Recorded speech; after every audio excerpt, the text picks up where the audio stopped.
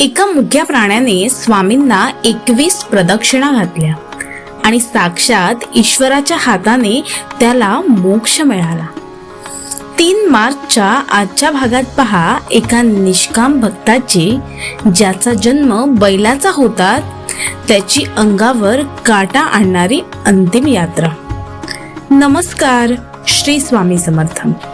आपल्या नित्य स्वामी दर्शन या सिरीज मध्ये आज आपण पाहणार आहोत की स्वामींनी एका मुक्या प्राण्याला जन्म मृत्यूच्या चक्रातून कसं सोडवलं।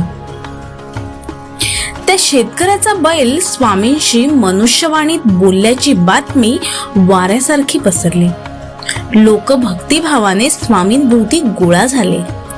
तो बैल रोज शेतावर जाताना आणि येताना स्वामींपाशी थांबायचा आणि त्यांना चक्क 21 प्रदक्षिणा घालायचा।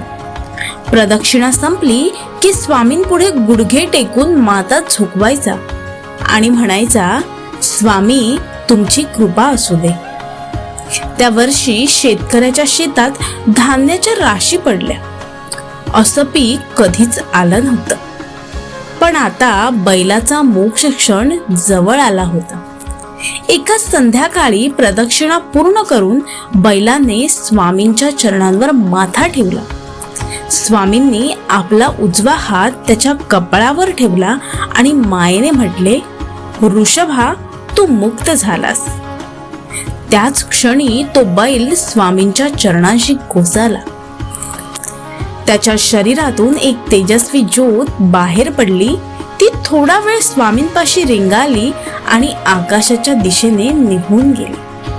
साक्षात दत्तात्रेयांनी स्वतः खड्डा खणून त्या बैलाला मुठमाती दिली। तेव्हा लोकांच्या डोळ्यात अश्रू उभे राहिले। भक्तीसाठी मनुष्य देहाची गरज नसते, तर केवळ शुद्ध अंतःकरणाची गरज असते।